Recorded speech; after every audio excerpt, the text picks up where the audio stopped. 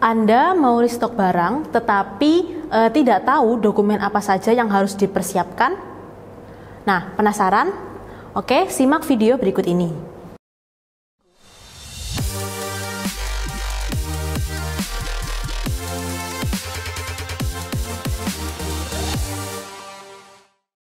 Halo, kembali lagi bersama saya Gaby Agatha di channel YouTube The Consulting.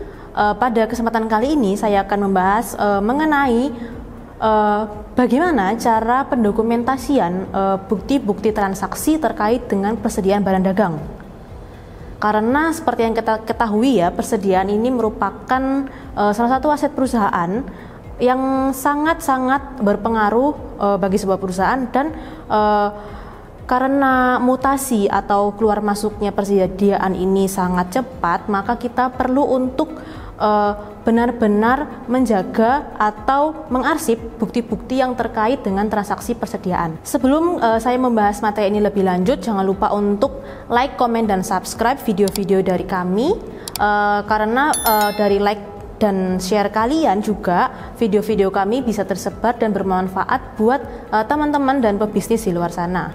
Persediaan barang dagang merupakan aktiva perusahaan yang setiap saat atau setiap hari itu mengalami perubahan. Umumnya persediaan sendiri itu berupa bahan baku atau bahan setengah jadi ataupun memang sudah produk jadi yang nantinya akan didistribusikan atau dijual kepada konsumen.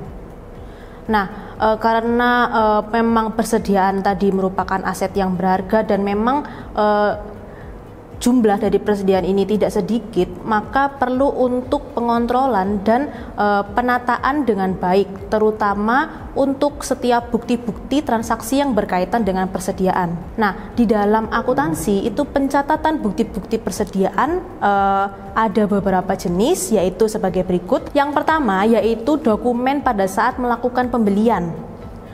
Dalam pembelian ini kan kita membeli barang kepada supplier dan nantinya barang tersebut akan masuk ke dalam gudang kita. Yang pastinya dalam pencatatannya, yaitu yang dicatat adalah jumlah barang yang masuk dan berapa harga beli yang kita dapatkan dari supplier. Lalu dokumennya berupa apa saja? Yang pertama yaitu dokumen untuk laporan penerimaan barang. Laporan penerimaan barang ini itu menjadi dokumen yang akan menjadi dasar apabila nanti staf gudang akan melakukan pencatatan untuk penambahan kuantitas dan penambahan nilai dari suatu persediaan. Lalu yang kedua adalah untuk faktur pembelian. Faktur pembelian sendiri ini diterima dari supplier. Itu untuk bukti bahwa kita sebagai perusahaan itu sudah membeli barang dari mereka. Lalu yang ketiga adalah untuk kartu stok. Kartu stok sendiri ini gunanya untuk mencatat mutasi barang atau keluar masuknya barang secara kuantitas. Dan di kartu stok ini tidak ada harga ya, karena kartu stok yang dipegang oleh gudang itu tidak menampilkan harga. Lalu yang kedua adalah dokumentasi pada saat penjualan barang. Pada saat penjualan barang tentunya yang dicatat itu adalah berapa jumlah barang yang keluar dan berapa harga jual yang digunakan untuk menjual barang tersebut. Dokumen-dokumennya berupa yang pertama itu ada surat jalan. Surat jalan ini adalah sebagai bukti bahwa barang tersebut sudah dikeluarkan dari gudang dan akan diantar atau dikirim ke pelanggan. Lalu yang kedua itu adalah faktur penjualan. Faktur penjualan itu sebagai bukti mencatat nilai barang juga di situ, dan itu akan diberikan kepada pelanggan. Lalu yang ketiga itu ada kartu stok. Seperti yang tadi, dalam kartu stok ini memang pada saat kita mengeluarkan barang, kartu stok ini berfungsi untuk mencatat kuantitas barang keluar pada saat kita melakukan penjualan. Lalu yang ketiga yaitu dokumentasi pada saat terjadi retur penjualan. Nah, pada dokumen ini itu berisikan tentang berapa jumlah barang yang direturkan oleh pelanggan dan berapa nominal dari jumlah barang yang diretur tadi. Untuk dokumen-dokumennya yaitu berupa yang pertama faktur penjualan. Faktur penjualan yang kita berikan kepada pelanggan tadi itu apabila ada barang retur, faktur itu akan kembali ke kita. Lalu yang kedua ada kartu stok, itu juga mempengaruhi kembalinya barang yang kita jual tadi sehingga barang tadi masuk kembali ke gudang kita. Jadi harus ada penambahan dari kartu stok tadi. Lalu yang ketiga ada nota retur jual. Nota retur jual ini berfungsi untuk bukti atau sebagai bukti bahwa barang ini sudah diretur dengan nilai sekian. Kemudian yang keempat yaitu dokumentasi terkait transaksi retur beli. Seperti yang Anda ketahui, retur beli itu kita lakukan ke supplier. Jadi dalam retur ini itu berisikan tentang catatan mengenai jumlah barang yang kita returkan dan nilai barang yang kita returkan ke supplier. Lalu dokumen-dokumen apa saja yang harus didokumentasikan? Nah, yang pertama itu ada faktur pembelian. Faktur pembelian ini adalah faktur yang kita dapat pada saat kita membeli dan kita mendapatkannya dari supplier. Lalu yang kedua itu ada kartu stok. Lagi-lagi kalau berhubungan dengan persediaan, memang kartu stok ini sangat-sangat dibutuhkan.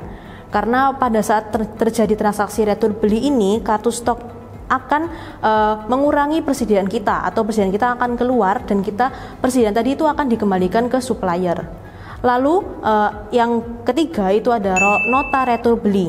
Nota retur beli ini sebagai bukti bahwa kita itu sudah melakukan retur ke supplier dan supplier sudah menerima retur dari kita. Lalu yang kelima itu ada dokumentasi yang berkaitan dengan pindah gudang. Nah, untuk perusahaan para pebisnis di luar sana pasti ada yang memiliki tidak hanya satu gudang, pasti ada yang memiliki beberapa gudang. Dan dalam proses pindah gudang, apabila gudang satu itu kekurangan barang, pasti akan diambilkan atau dipenuhi dari gudang yang lainnya. Nah, di sini dokumentasi yang berkaitan dengan pindah gudang, yang pertama itu yang pasti adalah form pindah gudang. Jadi form pindah gudang ini diberikan dari staf yang ada di gudang utama, akan diberikan ke gudang tujuan, jadi di mana tempat kita akan mengambil barang untuk memenuhi stok di gudang utama. Lalu yang kedua ada kartu stok.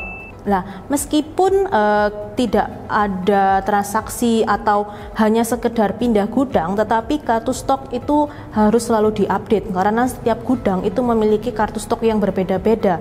Apabila barang A di gudang 1 tadi akan dilengkapi oleh barang A dari gudang 2, maka stok di gudang 1 akan bertambah seperti itu. Jadi mutasi barang itu akan selalu terupdate. Untuk dokumentasi terkait dengan transaksi yang berkaitan dengan persediaan, kalau boleh saya rangkum tadi berarti ada yang pertama pada saat penjualan itu ada faktur jual, lalu pembelian ada faktur beli, lalu pada saat retur itu ada nota retur, ada nota retur jual, nota retur beli, dan form pindah gudang.